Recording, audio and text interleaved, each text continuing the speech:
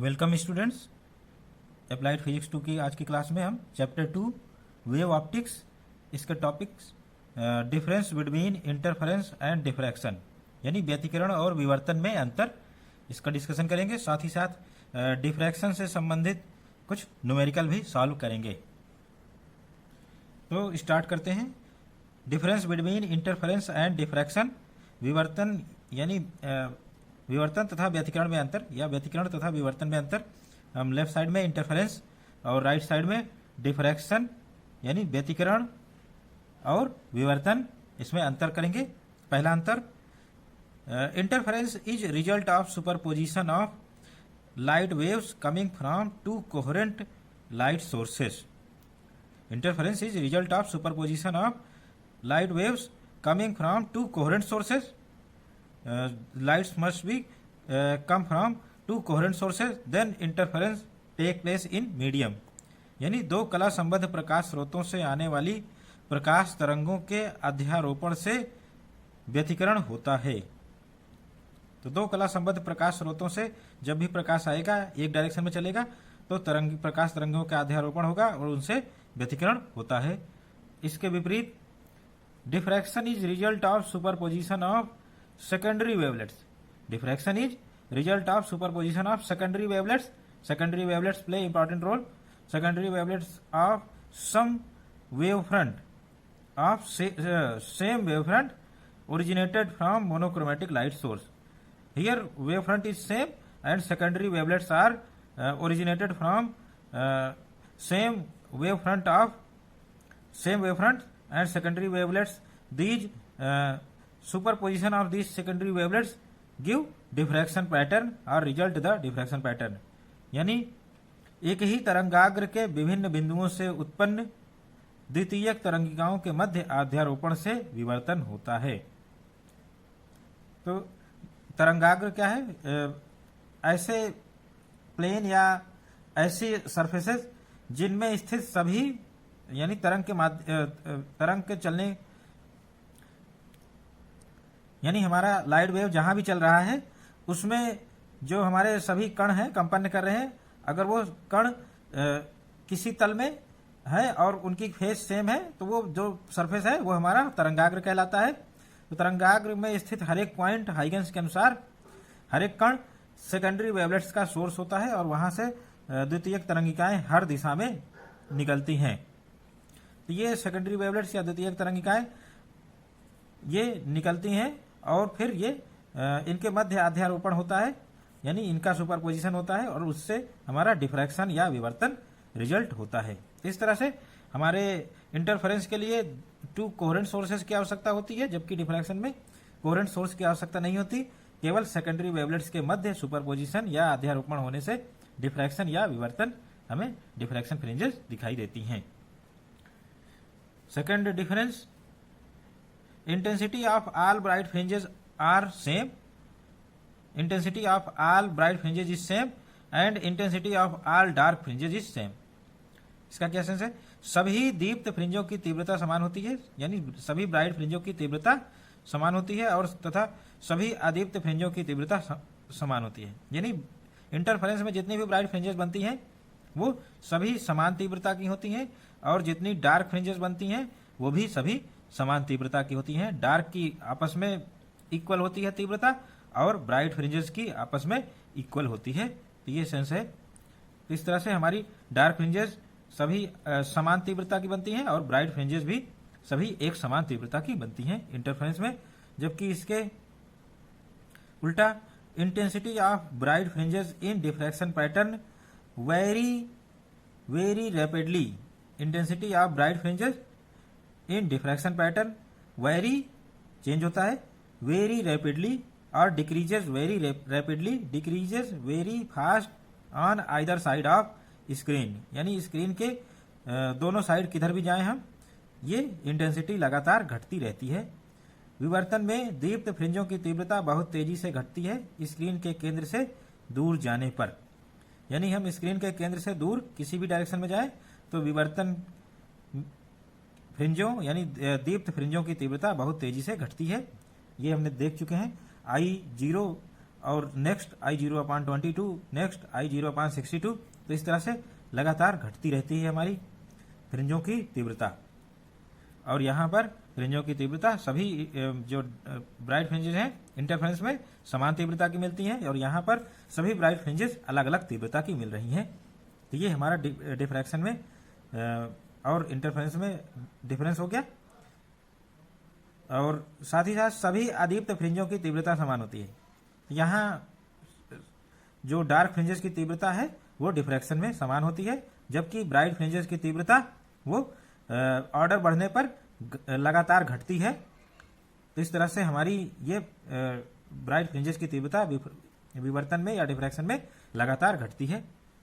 Next difference, if amplitude of two interfering wave are same, if amplitude of two interfering wave are same, यानी A1 equal to A2 equal to A, then intensity of dark fringes is 0, then intensity of dark fringes is 0.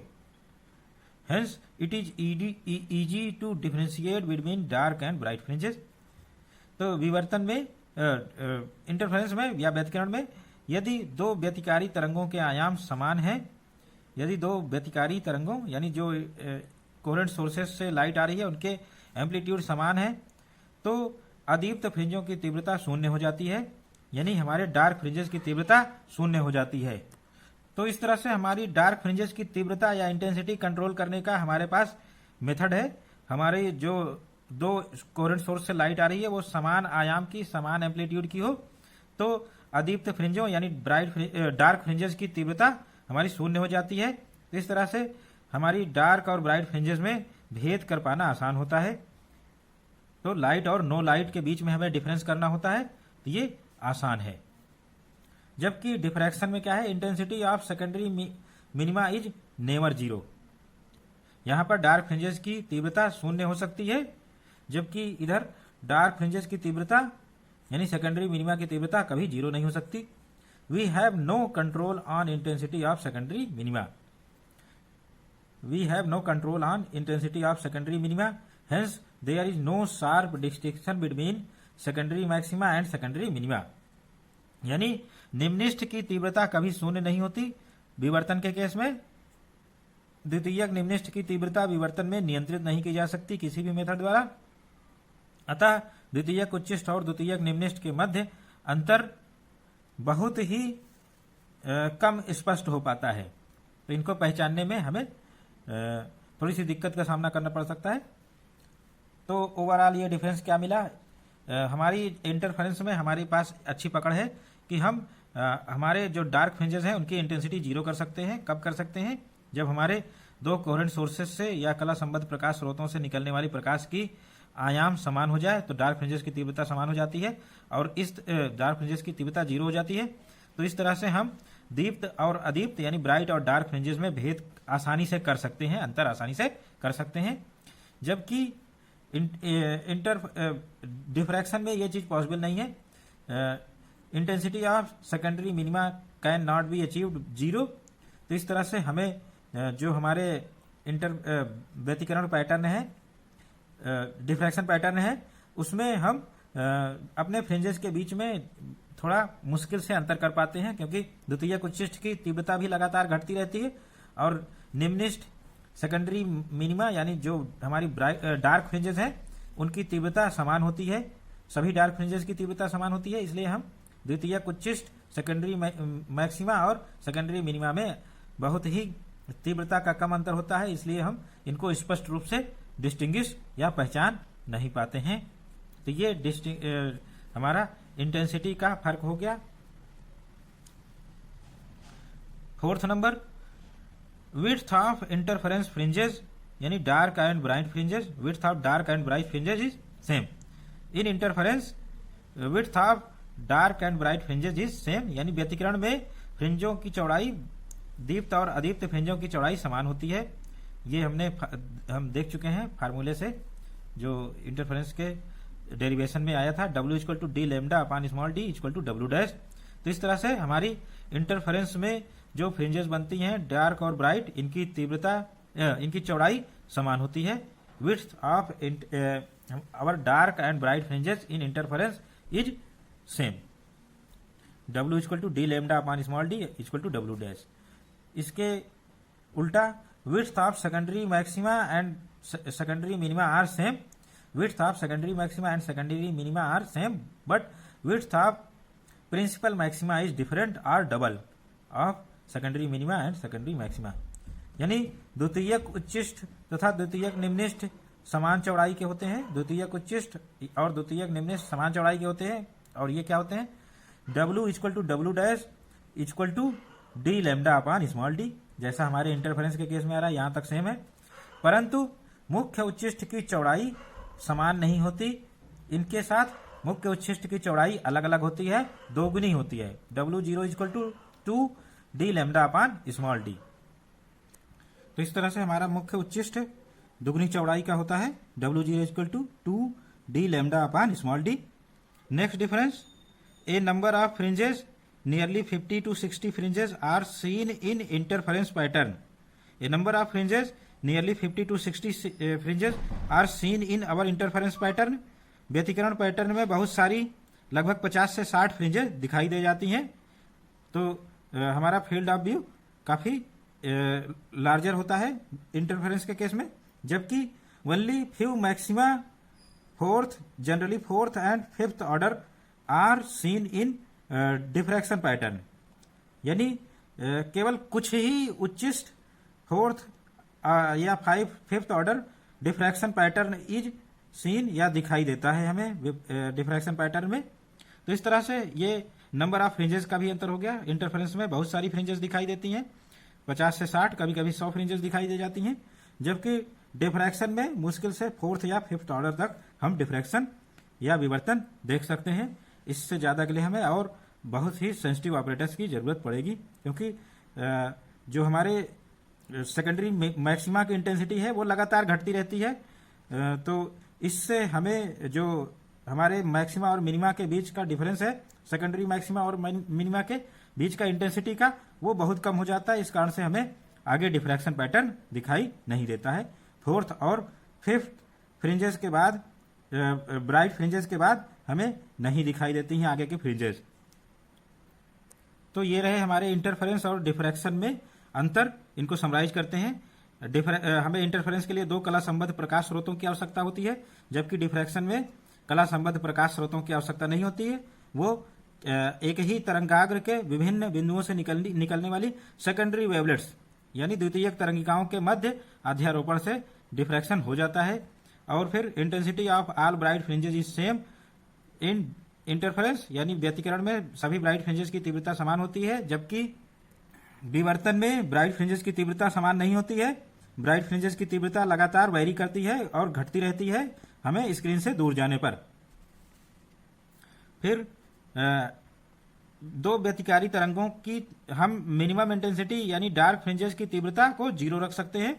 वो choose करेंगे जब हम हमारी जो coherent wave है, coherent sources से जो लाइट निकल रही है, उनके एम्पलीट्यूड या आयाम बराबर कर लें, तो हमारी जो डार्क फ्रिंजेस की तीव्रता है वो 0 हो जाएगी। Intensity of dark fringes is 0।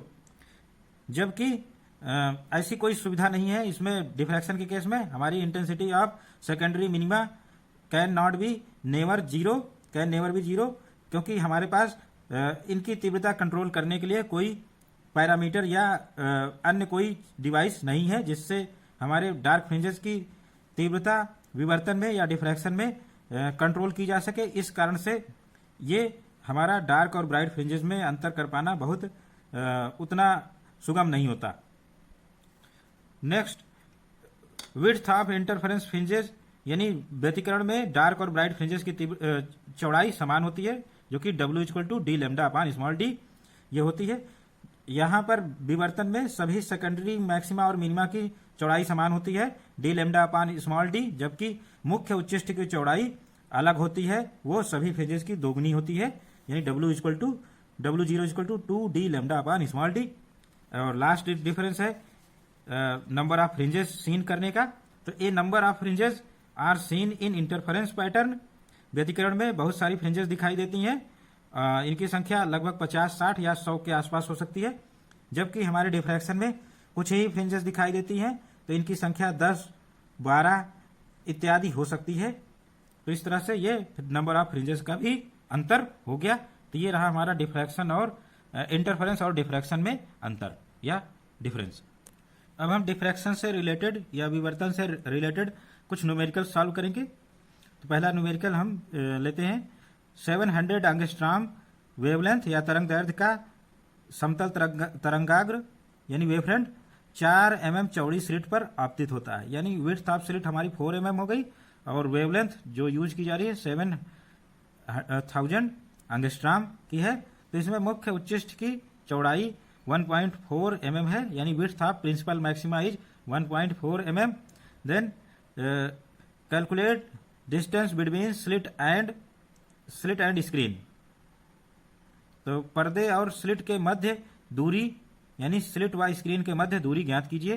तो ये हमारी कैपिटल डी इसमें कैलकुलेट करना है। तो कैपिटल डी कैलकुलेट करने के लिए हम W0 का फार्मूला लगाएंगे, मुख्य उच्चिष्ट यानी प्रिंसिपल मैक्सिमा का फार्मूला W0 इक्वल टू इसमें दिया है 1.4 mm यानी 1.4 इंटू 10⁻³ मीटर। और फिर W0 का formula 2d lambda upon small d, और इस फार्मूले में हम वैल्यूज रखेंगे तो कैपिटल डी की वैल्यू मिल जाएगी। Capital D equal to W0 into small d upon 2 lambda. तो वैल्यूज रखेंगे W0 1.4 इंटू 10⁻³ और हमारा स्मॉल डी 4 mm है तो 4 इंटू 10⁻³ और फिर लैम्डा की वैल्यू रखेंगे 7000 एंगस्ट्रॉम, तो 7000 इंटू 10⁻10 मीटर। तो इस तरह से फिर इसको सॉल्व करेंगे तो ये हमारा 4 मीटर आ गया answer. D equal to 4 meter यानी स्लिट से स्क्रीन के मध्य दूरी 4 मीटर है। अब नेक्स्ट क्वेश्चन हम लेते हैं। नेक्स्ट क्वेश्चन हमारा है 600 नैनोमीटर तरंग दैर्ध्य। यहाँ लैम्डा यानी तरंग दैर्ध्य नैनोमीटर में दिया हुआ है तो 10⁻9 मीटर होता है ये नैनोमीटर। एक वर्णी प्रकाश ये 600 नैनोमीटर का मोनोक्रोमेटिक लाइट है जो कि 1.5 mm चौड़ी स्लिट पर आपतित की गई है। यह स्लिट की विड्थ हो गई स्मॉल डी और विवर्तन 2 मीटर दूरी पर रखे पर्दे पर देखा जाता है, यानी कैपिटल डी हमारा 2 मीटर हो गया। तो इसमें कैलकुलेट करना है केंद्रीय उच्चिष्ट के दोनों ओर प्रथम निम्निष्ठ के मध्य दूरी। तो यानी फर्स्ट सेकेंडरी मिनिमा के जो दो फर्स्ट सेकेंडरी मिनिमा बन रहे हैं उनके मध्य दूरी, और यही कहलाती है मुख्य उच्चिष्ट की चौड़ाई। तो W0 हमें ओवरऑल कैलकुलेट करना है। W0 equal to 2d lambda upon small d और या 2y1 इसके बराबर होता है। तो जिसमें हम वैल्यू रखने तो इस तरह से हम कैलकुलेट बुक में पहले y1 कैलकुलेट करना है तो d lambda upon small D calculate करेंगे। 2d की वैल्यू 2 मीटर हो गई और लैम्डा 600 नैनोमीटर है, तो यहाँ गलत इन्होंने लिखा हुआ है। तो इस तरह से मॉडिफाई कर लेंगे 2 इंटू 600 इंटू 10⁻9 अपान 1.4 स्मॉल डी कितना हो गया 1.5 mm है, तो स्मॉल डी की भी वैल्यू गलत लिखी हुई है। तो इस तरह से y1 equal to 2 into 600 into 10⁻9 nanometer को हमने कन्वर्ट किया मीटर में, और फिर 1.5 इंटू 10⁻3। अब जब इसको कैलकुलेट करेंगे तो हो सकता है थोड़ा सा डिफरेंस आवे, तो वो सही वैल्यू करेक्ट वैल्यू कैलकुलेट करेंगे हम। और फिर W0 निकालना है हमें 2y1, तो इस तरह से इसका डबल कर देंगे तो आंसर आ जाएगा हमारा। हो सकता है ये आंसर करेक्ट ना हो, तो इस तरह से करेक्ट वैल्यू हमने कैलकुलेट कर ली। ये y1 आएगा 8 इंटू 10⁻4 मीटर और W0 इसका जस्ट डबल होगा तो 2 से मल्टीप्लाई कर देंगे तो ये आ जाएगा 1.6 इंटू 10⁻3 मीटर। ये करेक्ट वैल्यू कैलकुलेटेड है, तो ये राइट आंसर हो गया। नेक्स्ट एग्जाम्पल विवर्तन स्लिट पर 6600 एंगस्ट्रॉम तरंग दैर्ध्य का एक वर्णी प्रकाश यानी 6600 एंगस्ट्रॉम प्रयुक्त प्रकाश की तरंग दैर्ध्य हो गई। फिर इसमें कैलकुलेट करना है स्लिट की चौड़ाई width of slit small d. ये कितना होगा जब हमारा first secondary maxima angle 30 degree पर बनेगा। तो इस तरह से इसकी कोणीय स्थिति या एंगुलर पोजीशन 30 डिग्री है फर्स्ट सेकेंडरी मैक्सिमा की, और फिर हमें स्लिट की विड्थ ज्ञात करनी है। तो हम इसको पहले लैम्डा को मीटर में बदलेंगे 6600 इंटू 10⁻10 मीटर, और फिर फार्मूला लगाएंगे। एंगुलर पोजीशन के लिए हमें फार्मूला मालूम है d sin theta dash n equal to 2n+1 lambda by 2 और n की वैल्यू 1 रख देंगे और थीटा डैश की वैल्यू हम 30 डिग्री रख देंगे। तो यहाँ हमारा स्लिट की चौड़ाई आंसर मिल जाएगा d इक्वल टू n की value 1 2 into 1 plus 1 into lambda 6600 into 10 to the power minus 10 metre हो गया। 2 into sine theta n dash equal to sine theta यानी साइन 30। तो इस तरह से हम इसको सॉल्व करेंगे, ब्रैकेट 3 आ गया और जब इसको सॉल्व करेंगे साइन थीटा 1/2 हो गया साइन 30, तो नीचे का 1 हो गया और इसी को हमें मल्टीप्लाई करके सीधे लिख देना है। तो मल्टीप्लाई करके लिखेंगे तो ये d equal to 1.98 into 10 to power minus 6 metre, ये स्लिट की चौड़ाई या विड्थ ऑफ स्लिट, ये हमारा आंसर आ गया। फिर नेक्स्ट क्वेश्चन, 0.3 mm चौड़ी स्लिट यानी स्मॉल डी की वैल्यू 0.3 mm है और इस पर 5890 एंगस्ट्रॉम तरंग दैर्ध्य का एक वर्णी प्रकाश आपतित किया जाता है। ये वेवलेंथ है सोडियम लाइट की। तो सोडियम लैंप से जो प्रकाश निकल रहा है वो येलो 5890 एंगस्ट्रॉम वेवलेंथ का है और स्लिट व पर्दे के मध्य दूरी यानी कैपिटल डी 1.5 मीटर है और इसमें कैलकुलेट करना है केंद्रीय उच्चिष्ठ की चौड़ाई यानी width of principal maxima, width of principal maxima calculate करना है। और साथ ही साथ अगर हम इसको इस पूरे एपरेटस को एक्सपेरिमेंट को हम वाटर में करें तो विड्थ ऑफ प्रिंसिपल मैक्सिमा कितनी होगी, जबकि दिया गया है रिफ्रैक्टिव इंडेक्स ऑफ वाटर यानी जल का अपवर्तनांक 4/3। तो ये सारी चीजें दी हुई हैं। हम पहले इसकी विड्थ ऑफ प्रिंसिपल मैक्सिमा यानी W0 निकालेंगे इन एयर। तो width of principal maxima W0 निकालेंगे, W0 equal to 2 lambda D lambda upon small D, values रखेंगे 2 डी कैपिटल डी हमारा 1.5 मीटर है और लैम्डा 5890 एंगस्ट्रॉम, तो इसको मीटर में बदलेंगे 10 टू पावर माइनस 10 मीटर। और विड्थ ऑफ स्लिट की चौड़ाई 0.3 mm है, तो 0.3 इंटू 10 टू पावर माइनस 3 और जब इसको सॉल्व करेंगे तो ये W0 आ गया 5.89 इंटू 10 टू पावर माइनस 3। ये हमारा W0 width of principal maxima in air आ गया, यानी वायु में हमने एक्सपेरिमेंट किया, एयर में आ गया। अब पूरे अपरेटस को हम अगर वाटर में डिप करेंगे जिसका रिफ्रैक्टिव इंडेक्स 4/3 है, तो इस केस में जो हमारा वेवलेंथ है प्रकाश की तरंग दैर्ध्य वो परिवर्तित हो जाएगी। तो जल के भीतर प्रकाश की तरंग दैर्ध्य लैम्डा W यानी तरंग दैर्ध्य वेवलेंथ इन वाटर, ये होगा लैम्डा A यानी wavelength in air upon refractive index या अपवर्तनांक। तो इस तरह से हम इसको सॉल्व करेंगे तो वैल्यूज रखेंगे lambda W equal to 5890 into 10 to power minus 10, ये लैम्डा की वैल्यू हो गई अपान 4/3 और इसको जब सॉल्व करेंगे तो lambda W equal to 4.441 into 10 power minus 7 metre आ गया। अब इस लैम्डा की वैल्यू हम W0 के फार्मूले में रखेंगे। तो इस तरह से हम W0 के फार्मूले में रख देंगे, W0 डैश आ जाएगा, ये W0 है यानी विड्थ ऑफ प्रिंसिपल मैक्सिमा यानी हमारे मुख्य उच्चिष्ठ की चौड़ाई, ये वाटर में मिलेगी हमें W0 डैश, ये 2 कैपिटल डी की वैल्यू 1.5, लैम्डा की वैल्यू चेंज हो गई है, ये 4441 इंटू 10 पावर माइनस 10 मीटर यहां से लिख लिया हमने, और डी की value 0.3 into 10 power minus 3 metre. अब जब इसको सॉल्व करेंगे तो ये हमारा आएगा 4.44 इंटू 10 पावर माइनस 3 मीटर, ये आंसर आ गया। और इस तरह से हमने ये कैलकुलेट कर लिया। तो नेक्स्ट क्वेश्चन हम सॉल्व करते हैं। स्लिट की चौड़ाई विड्थ ऑफ स्लिट 0.1 mm, तो स्मॉल डी की वैल्यू 0.1 mm दी हुई है और प्रयुक्त तरंग दैर्ध्य 5800 एंगस्ट्रॉम यानी 5800 एंगस्ट्रॉम, इसको मीटर में बदल लेंगे। केंद्रीय दीप्त फ्रिंज की चौड़ाई की गणना कीजिए, यानी सेंट्रल मैक्सिमा की हम कोणीय चौड़ाई गणना करनी है और कोणीय चौड़ाई का फार्मूला हमें मालूम है θ0 इक्वल टू कोणीय चौड़ाई।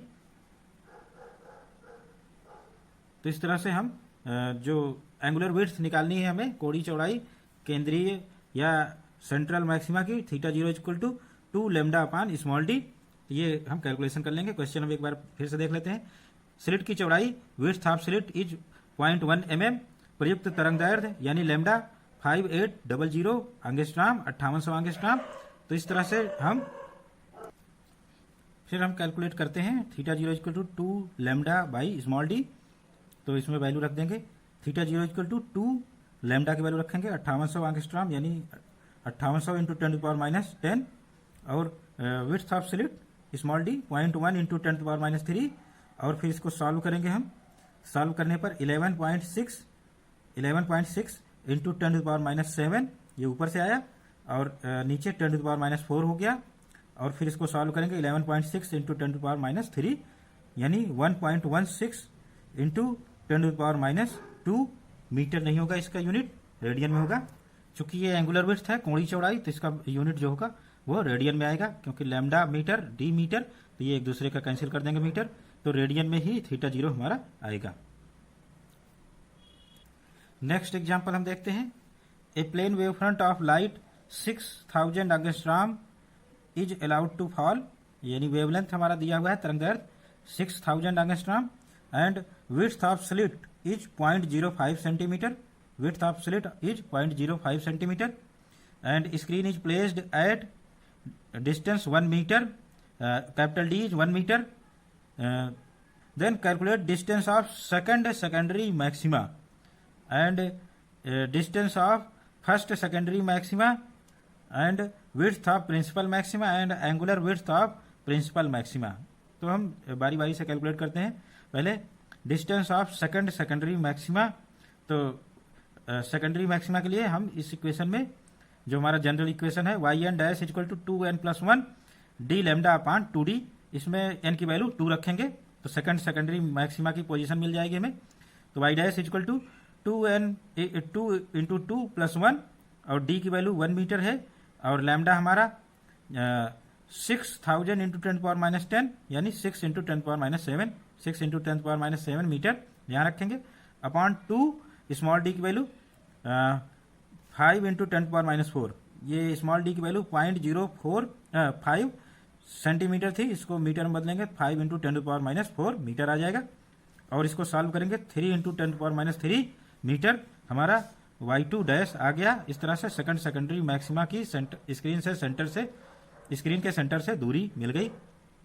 सेकंड थिंग आप निकालना है first secondary minima from centre of screen, putting n equal to 1 in yn formula, yn equal to n d lambda upon small d, n equal to 1, y1 equal to 1 d, capital D is 1 मीटर, lambda 6 into 10⁻7, small d 5 into 10⁻4।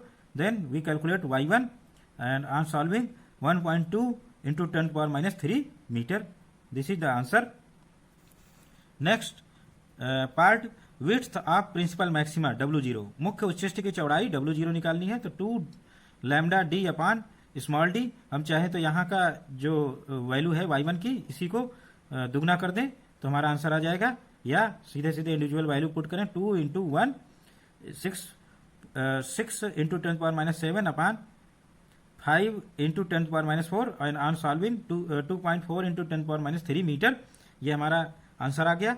फिर angular width of principal maxima, मुख्य उच्चिष्ट की कोणीय चौड़ाई theta zero equal to 2 lambda upon small D, इस फार्मूले का यूज करेंगे 2 into 6 into 10⁻7 upon D 5 into 10⁻4 metre, और इसको सॉल्व करेंगे 2.4 into 10⁻3 radian. This is the answer. Theta zero का मात्रक रेडियन आएगा, W0 मीटर में आएगा, ये याद रखेंगे हमेशा। Next question, a slit of with 0.4 mm यानी 0.4 mm चौड़ाई की एक slit is illuminated by a plane wave front of wavelength 550 nanometre, यानी 550 नैनोमीटर के प्रकाश इस स्लिट के ऊपर डाला गया जिसकी चौड़ाई 0.4 mm है। Fraunhofer diffraction is obtained on screen, Fraunhofer diffraction मिला जो कि किसी स्क्रीन रखी हुई है लेंस के फोकल लेंथ पर, कॉन्वेक्स लेंस के फोकल लेंथ पर रखी हुई है। फोकल लेंथ 50 सेंटीमीटर है और it is very close to slit, यानी स्लिट से स्क्रीन की दूरी 50 सेंटीमीटर हमारा आ जाएगा। Capital D determine the width of principal maxima, width of principal maxima यानी मुख्य उच्चिष्ट की चौड़ाई ज्ञात करनी है, सारा कुछ दिया है। Small D width of slit 0.4 mm, lambda 550 nanometre यानी 5.5 इंटू 10⁻7 मीटर इस हो गया। और कैपिटल डी लेंस का फोकस होगा 50 सेंटीमीटर या 0.5 मीटर। जब इसमें वैल्यूज रखेंगे W0 के फार्मूले में, W0 equal to 2D lambda upon small d, 2D की value 0.5 metre, lambda 5.5 into 10⁻7 metre और स्मॉल डी 0.4 इंटू 10⁻3 और on solving W0 is 1.375 into 10⁻3 metre. ये हमारा W0 यानी मुख्य उच्चिष्ट की चौड़ाई width of principal maxima answer आ गया। Next question, if width of slit is 0.1 mm यानी स्मॉल डी 0.1 mm हो गया and wavelength is used 5800 angstrom यानी 5800 एंगस्ट्रॉम, तो ये वेवलेंथ लैम्डा का वैल्यू हो गया और ये स्मॉल डी की वैल्यू हो गई। Calculate angular width of central maxima, इस तरह से हमें कैलकुलेट करना है। Theta 0 equal to 2 lambda upon small D, इस फार्मूले में हमें वैल्यू रखनी है। थीटा 0 इक्वल टू 2 लैम्डा की वैल्यू 5800 एंगस्ट्रॉम थी, तो 5800 इंटू 10⁻10 मीटर और स्मॉल डी 0.1 mm था, तो 0.1 इंटू 10⁻3 और इसको सॉल्व करेंगे तो ये आंसर आ जाएगा 1 सीधे सीधे ये आंसर आ जाएगा 1.16 इंटू 10⁻2 रेडियन। तो ये हमारा आंसर आ गया। फिर next example, a monochromatic plane wave front of light of wavelength 5100 angstrom यानी 5100 angstrom allowed to fall on slit and diffraction pattern in observe at 1.5 metre distance, यानी ये कैपिटल डी हो गया 1.2 मीटर डिस्टेंस पर पाया गया जो कि स्क्रीन इतनी दूरी पर स्थित है। लैम्डा दिया हुआ है और कैपिटल डी दिया हुआ है। If first secondary minima lies at 4 mm from centre of screen, यानी फर्स्ट सेकेंडरी मिनिमा की पोजीशन दी हुई है, ये y1 हो गया 4 mm। तो इस तरह से फाइंड करना है हमें width of slit, small D की वैल्यू फाइंड करना है, तो y1 की फार्मूले में रख देंगे yn equal to N D lambda upon small D, यहाँ n की वैल्यू 1 रखेंगे तो हमारा आंसर आ जाएगा y1 equal to D lambda upon small D. तो इस फार्मूले में वैल्यू रखेंगे, y1 की वैल्यू कितनी है, ये 4 mm है तो 4 इंटू 10⁻3 और d की वैल्यू क्या है, कैपिटल डी की वैल्यू 1.2 मीटर है यहाँ पर दिया हुआ है और 5100 एंगस्ट्रॉम, तो 5100 इंटू 10⁻10 मीटर हो गया ये। और स्मॉल डी की वैल्यू कैलकुलेट करना है तो स्मॉल डी की वैल्यू हम कैलकुलेट कर लेंगे यहाँ से 1.53 इंटू 10⁻4 मीटर, ये आंसर आ गया। अब नेक्स्ट एग्जाम्पल हम करते हैं। नेक्स्ट क्वेश्चन, ये क्वेश्चन देखते हैं। A plane wave front of light is 600 nanometre wavelength falls sharp slit of width 1 mm, यानी 600 नैनोमीटर वेवलेंथ यानी 600 नैनोमीटर वेवलेंथ तरंगदैर्घ्य की एक लाइट फॉल कर रही है स्लिट जिसकी चौड़ाई 1 mm है। डिफ्रैक्शन पैटर्न हमें मिल रहा है जो कि 2 मीटर दूर रखी स्क्रीन पर मिल रहा है, तो इस तरह से कैपिटल डी हमारा 2 मीटर हो गया। फिर इसके बाद हमें डिटरमिन करना है distance between first secondary minima on either side of central maxima. तो इस तरह से y1 की वैल्यू कैलकुलेट करनी है, तो distance between first secondary minima on either side of central maxima ये W0 की वैल्यू होती है। तो दोनों तरफ फर्स्ट सेकेंडरी यानी प्रिंसिपल मैक्सिमा के दोनों तरफ जो फर्स्ट सेकेंडरी मिनिमा बन रहे हैं, प्रथम द्वितीय कुछ निम्निष्ठ, इनके बीच की दूरी ज्ञात करनी है तो 2y1 कैलकुलेट करना है, ये W0 ही हो गया हमारा, ये सेंट्रल मैक्सिमा हो गया। फर्स्ट सेकेंडरी मिनिमा इनके बीच की डिस्टेंस W0 ही होती है, तो W0 सीधे कैलकुलेट कर सकते हैं 2d lambda upon small D, या y1 की वैल्यू कैलकुलेट कर सकते हैं, वो d lambda upon small D होती है। तो इसमें हम वैल्यूज रख देंगे y1 इक्वल टू 2 मीटर पर हमने ऑब्जर्व किया, कैपिटल डी की वैल्यू 2 हो गई, लैम्डा 600 इंटू 10⁻9 नैनोमीटर को हमने मीटर में कन्वर्ट किया है तो 10⁻9 आ गया। स्मॉल डी 1 mm है तो 1 इंटू 10⁻3 मीटर हो गया और फिर इससे 1.2 इंटू 10⁻³ मीटर, ये y1 की वैल्यू हो गई, और इसका जस्ट डबल कर देंगे तो हमें 2.4 इंटू 10⁻³ मीटर, ये W0 यानी मुख्य उच्चिष्ट की चौड़ाई हो गई, या इसको दूसरे शब्दों में कहें फर्स्ट सेकेंडरी मिनिमा, दोनों फर्स्ट सेकेंडरी मिनिमा के बीच की डिस्टेंस आ गई। अब हम नेक्स्ट क्वेश्चन लेते हैं। Monochromatic light of wavelength 520 nanometre यानी 520 नैनोमीटर की लाइट प्रयुक्त हो रही है एक वर्णी प्रकाश स्रोत डिफ्रैक्शन के लिए। Width of slit is 0.52 millimetre, 0.52 millimetre small D की वैल्यू मिल गई। और in the direction of normal to plane of slit determine the angular position of first secondary maxima, determine the angular position of first secondary maxima यानी θ1 calculate करना है। तो हम θn के फार्मूले में n की वैल्यू 1 रखेंगे, तो ये हमारा फार्मूला हो गया d sin θn equal to 2n+1 λ/2। यहाँ पर n की वैल्यू 2 रखेंगे तो हमारा जो फार्मूला आएगा d sin θ1 equal to n की वैल्यू 1 रखेंगे 2 इंटू 1 + 1 इंटू 520 नैनोमीटर है तो 520 इंटू 10⁻⁹ मीटर हो गया। और स्मॉल डी की वैल्यू 0.2 तो यहाँ नीचे है तो λ/2 का ये 2 ले लेंगे, और स्मॉल डी इधर ले आएंगे तो स्मॉल डी की वैल्यू 0.52 इंटू 10⁻³ मीटर ये आ गई। और इसको जब सॉल्व करेंगे तो ये आ गया 1.5 इंटू 10⁻³ रेडियन, ये आंसर आ गया। साइन थीटा की वैल्यू जो भी आ रही है, चूंकि थीटा बहुत स्मॉल है तो हमारा जो θ1 है वो साइन थीटा के बराबर ही हो जाएगा, तो और इसकी वैल्यू रेडियन में मिल जाएगी 1.5 इंटू 10⁻³ रेडियन। ये बहुत स्मॉल थीटा के लिए वैलिड है, तो साइन थीटा को हम डायरेक्टली थीटा के बराबर लिख देंगे रेडियन में। ये लेस देन 8 डिग्री एंगल के लिए ट्रू है। थीटा की वैल्यू अगर 8 डिग्री से छोटा है तो साइन थीटा की जो वैल्यू होती है और थीटा की वैल्यू जो रेडियन में होती है वो दोनों बराबर होती हैं, तो इसी चीज का यूज किया गया है। नेक्स्ट एग्जाम्पल हम करेंगे। मोनोक्रोमेटिक लाइट ऑफ वेवलेंथ 6600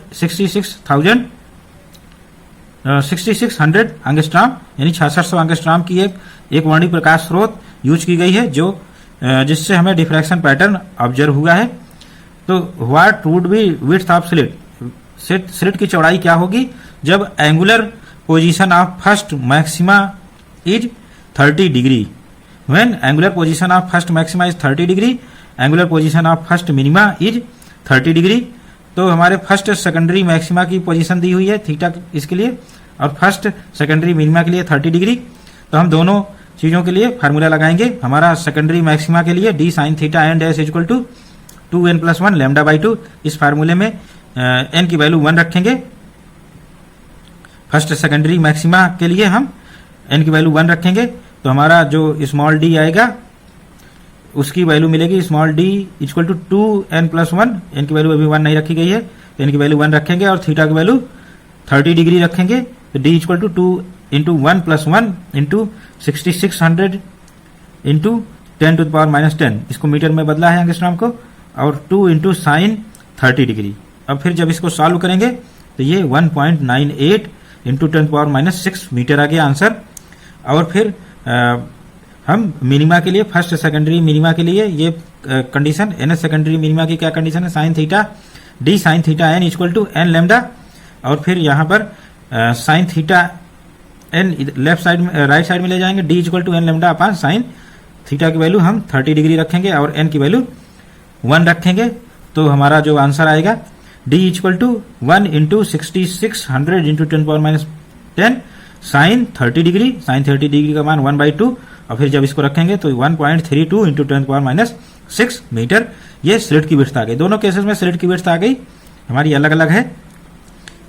तो नेक्स्ट क्वेश्चन हम सॉल्व करेंगे।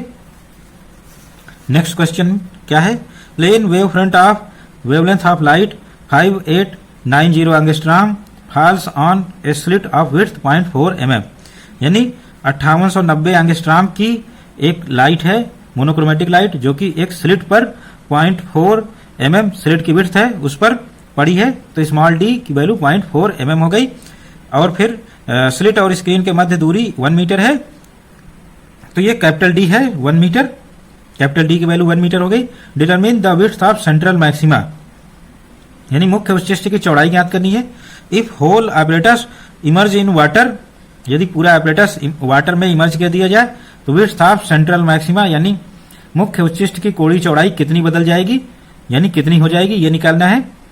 तो इस केस में हम W0 की वैल्यू निकालते हैं। W0 equal to 2d lambda a upon small d, यानी 2d की वैल्यू 1 है, 5 लैम्डा 5890 है इंटू 10⁻10 और d की वैल्यू 0.4 इंटू 10⁻3 मीटर। और जब इसको सॉल्व करेंगे 2.945 इंटू 10⁻3 मीटर W0 की वैल्यू मिल गई। और फिर जब इसको वाटर में डिप करेंगे हम पूरे एपरेटस को, तो हमारा वेवलेंथ, प्रकाश की लाइट की जो वेवलेंथ है वो वाटर में चेंज हो जाएगी। वाटर में wavelength lambda W equal to lambda a, air में वेवलेंथ अपॉन रिफ्रैक्टिव इंडेक्स यानी अपवर्तनांक, अपवर्तनांक से डिवाइड कर देंगे 5890 इंटू 10⁻10 अपॉन 4/3 अपवर्तनांक हो गया। और ये 4417.45 इंटू 10⁻10 मीटर लैम्डा आ गया हमारा। और इस लैम्डा की वैल्यू हम W0 के फार्मूले में रखेंगे। W0 equal to 2d lambda W upon small d, और वैल्यूज रखेंगे 2 इंटू कैपिटल D की वैल्यू 1 मीटर, और लैम्डा जो चेंज हुआ है 4417.5 इंटू 10⁻10 मीटर, और फिर d की वैल्यू रखेंगे स्मॉल d 0.4 इंटू 10⁻3, और जब सारी वैल्यूज रख के सॉल्व करेंगे 2.2 इंटू 10⁻3 मीटर आंसर आ गया। और अब लास्ट एग्जाम्पल की ओर बढ़ते हैं। लास्ट एग्जाम्पल हमारा है in Fraunhofer single slit diffraction pattern width of slit is doubled. यदि स्लिट की चौड़ाई स्मॉल d दोगुनी कर दी जाए तो what is effect on size and intensity of central maxima, यानी मुख्य उच्चिष्ट की चौड़ाई और तीव्रता पर क्या प्रभाव पड़ेगा। तो इस तरह से हमारा क्या प्रभाव पड़ेगा, W0 का फार्मूला होता है 2d lambda upon small d, ये मुख्य उच्चिष्ट की चौड़ाई का फार्मूला है विड्थ ऑफ सेंट्रल मैक्सिमा। और यहां पर स्लिट की चौड़ाई डबल की जा रही है, डबल करने से W0 का मान आधा हो जाएगा। तो इस तरह से हमारी मुख्य उच्चिष्ट की चौड़ाई जो है वो हाफ हो जाएगी, W0 इज हाफ, यानी विड्थ ऑफ सेंट्रल मैक्सिमा या प्रिंसिपल मैक्सिमा ये आधी हो जाएगी। And intensity will be 4 times of इस इनिशियल वैल्यू, यानी प्रकाश की जो तीव्रता होगी, यानी इंटेंसिटी ऑफ सेंट्रल मैक्सिमा यानी हमारा मुख्य उच्चिष्ट की तीव्रता 4 गुना बढ़ जाएगी, यानी 4 टाइम्स हो जाएगी पहले की। और ये आंसर आ गया।